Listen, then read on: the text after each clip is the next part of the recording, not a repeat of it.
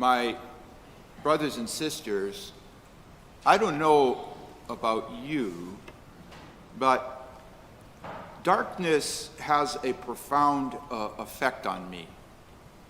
I don't know if it's the circadian rhythms or how do you explain it. I'm sure there's some kind of biological reality going on.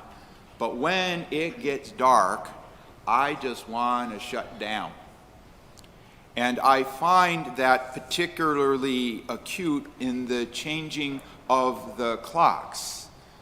Many times I'm in the office at 4 o'clock, 4:30, even to 5 or 6 o'clock. And in the summertime, there's no problem with that for me.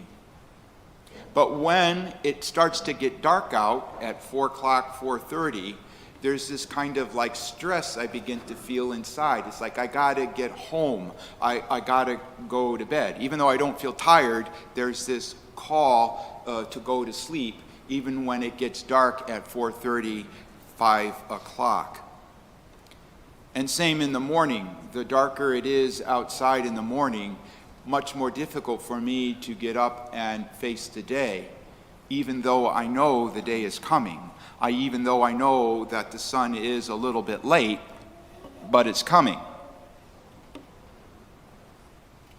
And I don't know if it's like this for you as well, but there's also like this spiritual darkness that kind of runs me down as well, that wants to make me go to sleep. I see this kind of spiritual darkness when I listen to the news. And when I hear about wars, and when I hear about all kinds of political disagreement, when I hear about crimes, and when I hear about tragedies that really didn't need to happen if we would just be more careful, if we would just be more vigilant. And this darkness weighs me down. It keeps me from acting. It kind of depresses me and makes me think, well, why even bother? It's just really bad. There's nothing I can do about it. And sometimes it comes out this way: I'm just too old for this. I do think that, I'm just too old for this. I'm just not holy enough. I'm just not good enough.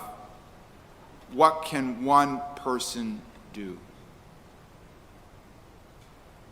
This is the way I go to sleep in the midst of the spiritual darkness that exists in the world. I wonder if that's like that for you.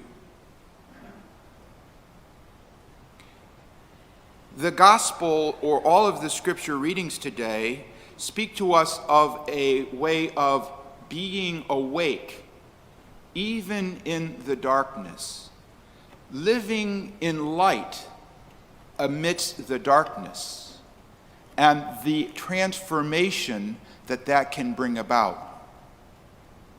For living in the light of God, as we hear in the prophet Isaiah, that we live differently than the world suggests we live. Instead of living in the darkness, live as though the darkness has been transformed. Live as though the sun has already risen. As Christians, we know that the Son of God has risen. We know that the Son of God has given us the resurrection life. Even though there may still be this darkness of sin that exists, it has been destroyed, and the day is near at hand.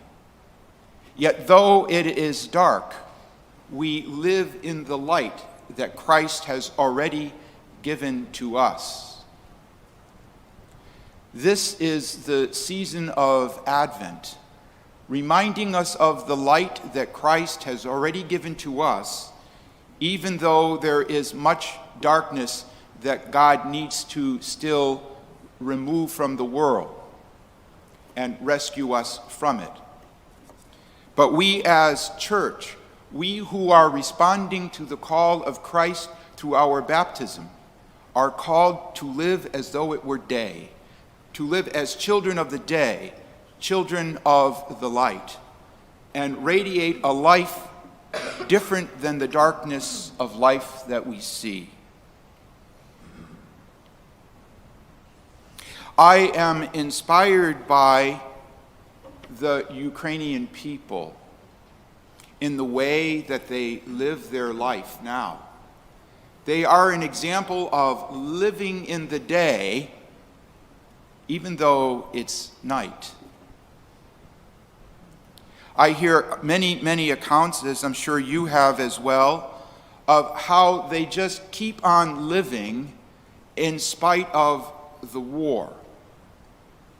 How when a playground gets blown up by a missile, a day or two later, they start rebuilding the playground. How when an energy plant is destroyed and they have no electricity, they just turn to the trees and start burning them. They live as though they were in the daylight, even though there's darkness all around. I wonder if this lifestyle is because of a faith that they have in Jesus Christ, and that they are truly living in the light of God and truly transforming missiles into plowshares. If they are, I really wish they would tell us. What a great witness that would be. But they have enough on their hands, and if they don't, they don't. But if it's just a national spirit, if it's just a national spirit that is compelling them to live this way, imagine how much more powerful a disciple can live with the power of the resurrection emanating in their lives. For that is Advent. That is the spirit of the way the church is called to live in the world. The church on its very basic levels of family, of parishes. For the day is near at hand, and the coming of Christ in all his fullness is at hand. That we are called to live, even though it's still dark, as in the day, and not fall asleep because of the darkness. To be awake, even though the world calls us to sleep. This is the power of God. This is the spirit of Advent in which we are called to live.